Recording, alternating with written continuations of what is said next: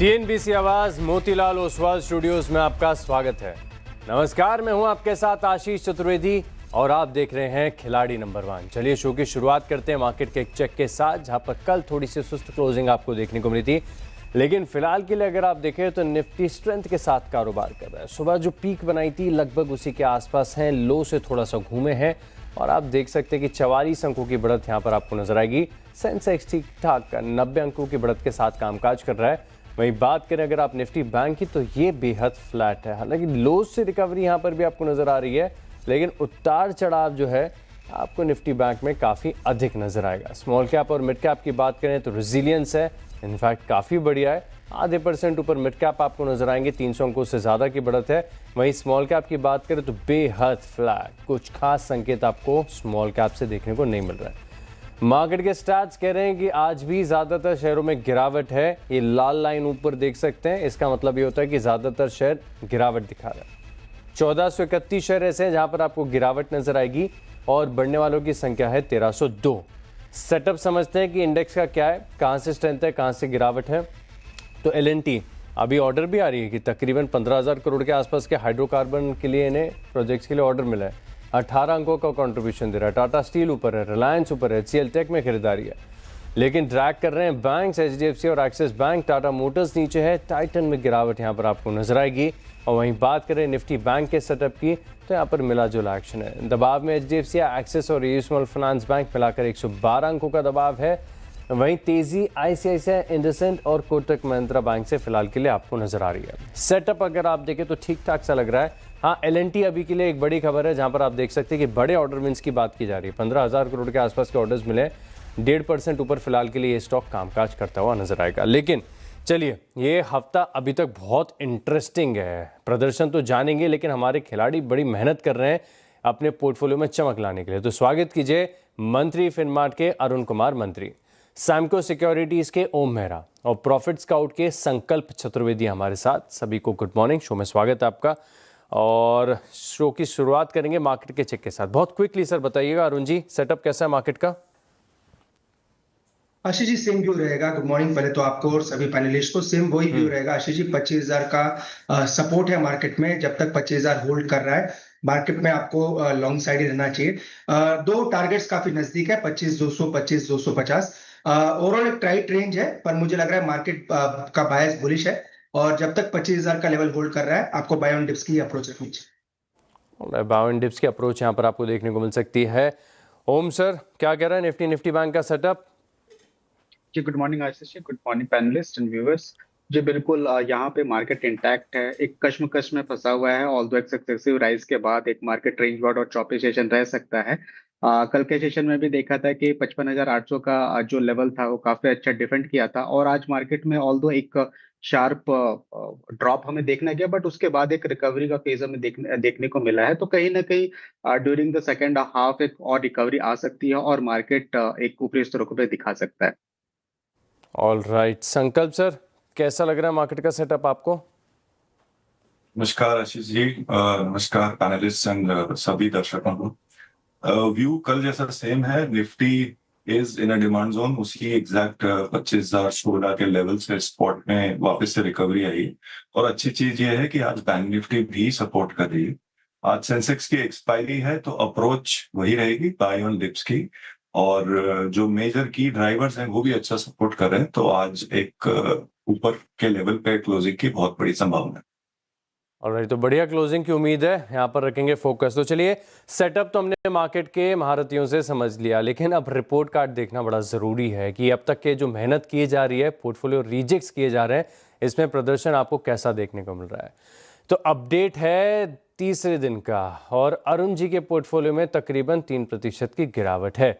ओम मेहरा का पोर्टफोलियो 11.5% तेजी के साथ जबरदस्त आउट परफॉर्मेंस दिखा रहा है। संकल्प जी का पोर्टफोलियो भी बढ़िया, 4% की तेजी यहां पर देखने को मिल रही है। लेकिन ध्यान रखें, ये जो मुकाबला है ये शुक्रवार को 3:30 बजे खत्म होगा। तब तक हमारे पास भरपूर मौके हैं स्टॉक्स को ऐड करने के लिए और प्रॉफिट बुकिंग भी करने के लिए। तो चलिए एक एक करके सभी के पोर्टफोलियो पर नजर डालते हैं।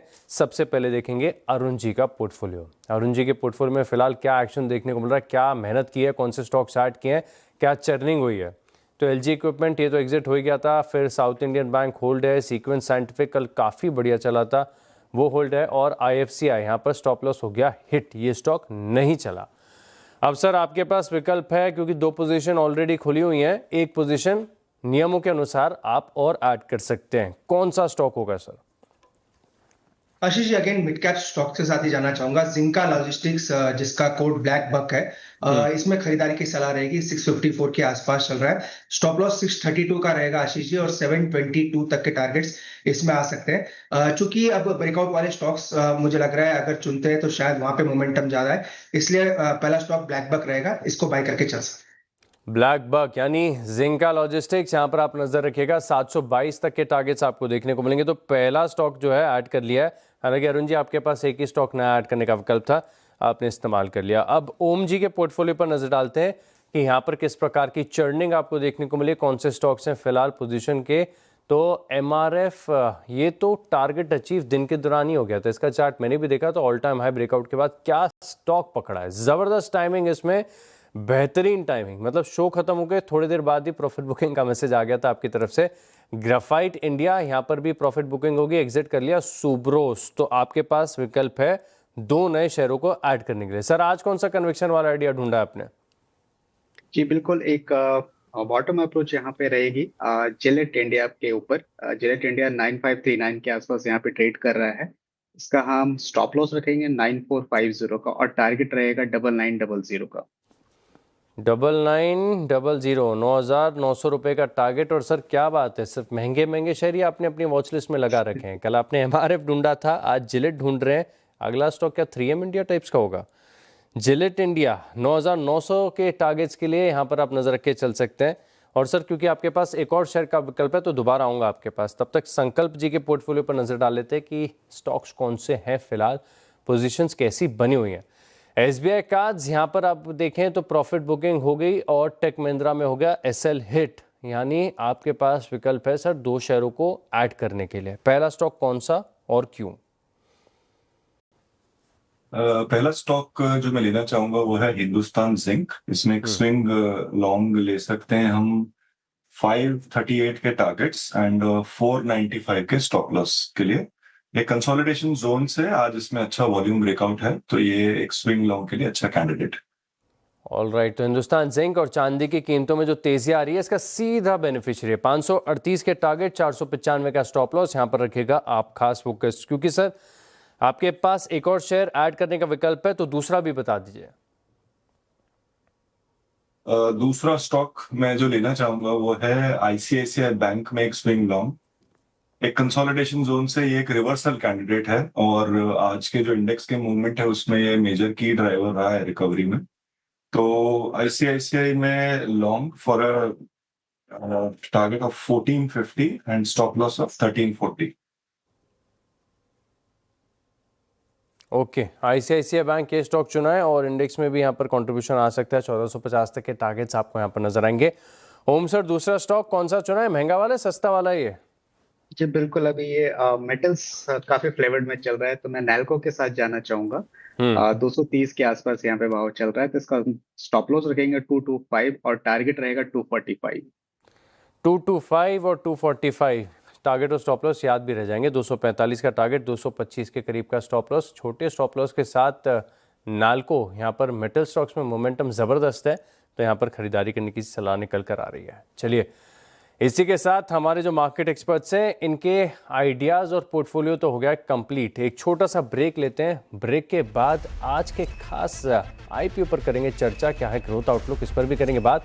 आप बने रहिए हमारे साथ। और अब बात करते हैं रूबिकॉन रिसर्च के मैनेजमेंट से। फार्मा कंपनी रूबिकॉन रिसर्च का आईपीओ आज से खुल गया है। इशू है 1377 करोड़ का, और प्राइस बैंड है 461 से 485 रुपये प्रति शेयर। आईपीओ पर बात करने के लिए हमारे साथ जुड़ रहे हैं कंपनी के ED and CEO Parag Sancheti. Sir show में स्वागत है आपका, नमस्कार। आपने सीएनबीसी आवाज़ को अपना समय दिया, धन्यवाद। सबसे पहला जो सवाल होगा मेरा ये है कि ऑलरेडी अगर आप देखें तो फार्मा बहुत सारी कंपनी लिस्टेड हैं, अब आपका बिजनेस मॉडल इन लिस्टेड कंपनी से कैसे अलग है? धन्यवाद आपके शो पे लाने के लिए। रूबिकॉन का मॉडल इन कंपनियों से इस तरह से अलग है कि रूबिकॉन R&D कंपनी है जो जिसका जन्म ही R&D कंपनी से हुआ है और ग्लोबल मार्केट्स पे हुआ है। तो उसके बेसिस पे हम लोगों ने पूरा बिजनेस बनाया है। हमारा बिजनेस में पोर्टफोलियो ऑफ प्रोडक्ट्स में speciality products, drug device combinations, ये मेजर कंट्रीब्यूटर है हमारे रेवेन्यू और प्रॉफिटेबिलिटी के। इफ आप देखोगे तो सब हम सबसे तेजी से बढ़ने वाली कंपनी है एज कंपेयर टू जो 6 इंडियन या 4 ग्लोबल लिस्टेड कंपनीज है उनसे ज्यादा वी है। हम लोग 75% के इधर से ग्रो कर रहे हैं लास्ट 2-3 साल से। सो ये सब मुद्दे हैं जो रूबिकॉन को अलग दूसरे कंपनियों से अलग करती है। ऑल राइट सर, फिलहाल के लिए अगर आप देखें तो एक बड़ा ओवरहैंग बना है यूएस, और खासतौर पर अगर आप देखें तो फार्मा कंपनीज के लिए बड़ा हेडेक है। अब Q1 FY26 में यूएस से आपकी कितनी रेवेन्यू आई थी? सो हमारा मेजॉरिटी रेवेन्यू सर यूएस से आता है। ऑलमोस्ट 97% हमारा बिजनेस यूएस से है और यूएस फोकस्ड है, और हम लोग यूएस में बहुत जेनेरिक प्रोडक्ट भी बेचते हैं और ब्रांडेड प्रोडक्ट भी बेचते हैं। ऑल राइट, तो सर ये जो ब्रांडेड प्रोडक्ट्स पर टैरिफ की बात की जा रही है तो इससे कंपनी के ऊपर कितना इम्पैक्ट आ सकता है? उसमें हमारे कुछ प्रोडक्ट यूएस में ही बनते हैं और कुछ इंडिया में बनते हैं, पर हमारा वहां पे mitigation plan already in place है और स्टॉक भी है, जिससे इसका इम्पैक्ट ना के बराबर बहुत कम है। ऑल राइट सर, इसके अलावा जैसे कि मैं देख पा रहा था कि थोड़ा सा कंसंट्रेशन रिस्क भी नज़र आ रहा है। इनफैक्ट मैं देख रहा हूँ कि टॉप 5 कस्टमर जो है 77% रेवेन्यू का कंट्रीब्यूट करते हैं। क्या आगे जाके ये मिक्स थोड़ा सा और बेहतर हो सकता है? जो क्लाइंट कंसंट्रेशन है इसे आप एड्रेस करेंगे? सर ये यूएस का सिस्टम में ये जो 5 कस्टमर है, ये 5 बाइंग ग्रुप्स हैं। इसके अंदर बहुत सारे कस्टमर्स हैं, तो वो तो स्ट्रक्चरली वो सिस्टम यूएस में लास्ट 15 साल से चल रहा है। तो हर कंपनी, आप सन देखेंगे या दूसरी कंपनी में देखोगे, तो कस्टमर्स या होलसेलर वही रहने वाले हैं जो बेचने के लिए। हम जब ब्रांडेड बिजनेस देखते हैं उसमें होलसेलर या बाइंग ग्रुप का रोल बहुत कम रहता है। इसमें इंश्योरेंस कंपनी का रोल ज्यादा रहता है, जिसमें हमारा मार्केट एक्सेस टीम काम करके उनसे इंश्योरेंस कवरेज मिलाता है। तो जो ब्रांडेड बिजनेस है उसमें इसका इम्पैक्ट नहीं है, और जो जेनेरिक्स बिजनेस है उसमें ये जो ग्रुप है ये सबके लिए सेम है और बहुत सालों से वैसा ही कॉन्सेंट्रेशन सब कंपनियों के लिए। ठीक बात है, वहाँ के रूल्स हैं तो इस हिसाब से इसको समझना चाहिए। तो ये फिलहाल के लिए अगर आप देखें तो इतना ज़्यादा मायने नहीं रखता। लेकिन सर जैसे कि आपने बताया और आपके कंपनी के नाम में भी रिसर्च है, आपका R&D पर फोकस है। अब 2 चीज़ें, एक तो मैं देख रहा हूँ कि 10% के आसपास जो है आपका टोटल सेल्स का R&D के ऊपर खर्च होता है, लेकिन FY23 में ये थोड़ा सा अधिक था। इससे अब जो गिरावट यहाँ पर देखने को मिली है स्पेंड में, इसके पीछे क्या कारण रहा है? सर FY23 में हमारे को R&D को किक स्टार्ट करके बहुत सारे हमारे पास अपॉर्चुनिटीज थे जो हमारे को डिलीवर करने थे, और उसकी वजह से आज और आगे का जो रेवेन्यू है वो हमने सिक्योर किया, क्योंकि वो हमने डिस्प्रपोर्शनेटली स्पेंड किया है R&D पे एज R&D कंपनी, और हमारे को उस R&D पे काफी भरोसा है कि वो बहुत साल तक हमारे लिए रेवेन्यू और प्रॉफिटेबिलिटी लाएगा। गोइंग अभी के में हमारा जो गाइडेंस है वो 10 से 12% रहेगा ऑफ रेवेन्यू द R&D, जो अब हमारे जो कॉम्पिटिटर है उनसे ज्यादा है।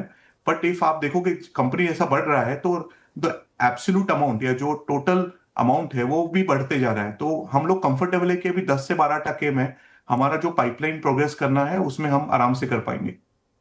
ऑलराइट सर, एक आखिरी सवाल होगा मेरा वैल्यूएशंस के लेकर, क्योंकि फिलहाल के लिए अगर आप देखें तो अगर मैं इसको कंपेयर करके देखूं ऑलरेडी लिस्टेड कंपनी से, तो वैल्यूएशन काफ़ी महंगी नज़र आती है। इस चीज़ को आप कैसे जस्टिफाई करेंगे? और साथ में जो इस काइगर से आपने ग्रोथ की बात की गई है, क्या ये सस्टेनेबल है?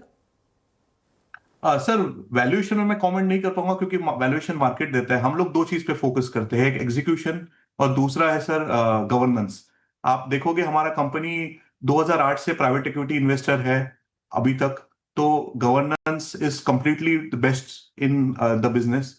और एग्जीक्यूशन में लास्ट आप 10 साल का आप डेटा जो पब्लिक में है आप देखोगे तो कंपनी ने कंटिन्यूसली जो अपना स्ट्रैटेजी है उसमें डिलीवर किया है। कॉम्पिटिटर जहां पे ग्रो नहीं हुए हैं हम लोग उससे ज्यादा ग्रो हुए हैं और सस्टेनेबली ग्रो हुए।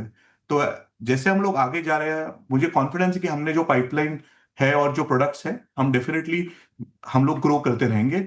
और 2030 तक हमारा प्लान है कि 30% EBITDA केकर का बिजनेस बनाना है हमारे को, तो वही लाइन में हम लोग चल रहे हैं। ऑल राइट, बहुत बहुत धन्यवाद सर आपका, आपने हमारे लिए वक्त निकाला और विस्तार से पूरे इशू के ऊपर बात की। बहुत बहुत धन्यवाद सर आपका। Thank you sir, thank you show पे लाने के लिए। ब्रेक के बाद आपका स्वागत है और अब देख लेते हैं जो पोर्टफोलियोज का रिकैप कैसे प्रदर्शन यहाँ पर आपको देखने को मिला। तो सबसे पहले अरुण जी के पोर्टफोलियो पर नजर डालें तो यहाँ पर जिंका लॉजिस्टिक्स ठीक ठाक है, सीक्वेंस साइंटिफिक में गिरावट है और साउथ इंडियन बैंक यहाँ पर आप देखें तो थोड़ी सी गिरावट यहाँ पर भी आपको नजर आएगी। वहीं बात करें ओम जी के पोर्टफोलियो में तो जिलेट आधे प्रतिशत का कट दे रहा है, नालको ऊपर है, तो सॉर्ट ऑफ थोड़ा सा बैलेंस्ड अप्रोच है। और वहीं अगर आप संकल्प जी के पोर्टफोलियो में देखें तो हिंजिंक 1% ऊपर, आईसीआईसीआई बैंक भी फेयरली ट्रेड कर रहा है। आईसीआईसीआई बैंक की साइज को ध्यान में रखते हुए अच्छा प्रदर्शन है। अब देख लेते हैं कि परफॉर्मेंस टोटल कैसा है अब तक। तो यहाँ पर ओम जी के पोर्टफोलियो में ज़बरदस्त आउट परफॉर्मेंस, 11.5% से ज़्यादा की तेज़ी यहाँ पर देखने को मिल रही है। संकल्प जी का पोर्टफोलियो भी ठीक कर रहा है 4.6% के गेंस के साथ। वहीं अरुण जी के पोर्टफोलियो में 4.5% का पेन है, लेकिन ध्यान रखिएगा कि शुक्रवार 3:30 बजे तक का समय हमारे पास। तो चलिए, आप तीनों मार्केट एक्सपर्ट्स का बहुत बहुत धन्यवाद हमारे साथ शो में जुड़ने के लिए और अपने ट्रेडिंग आइडियाज़ हमारे साथ शेयर करने के लिए। चलिए, इसी के साथ इस शो में इतना ही, लेकिन आप बने रहेंगे CNBC आवाज़ के साथ। नमस्कार।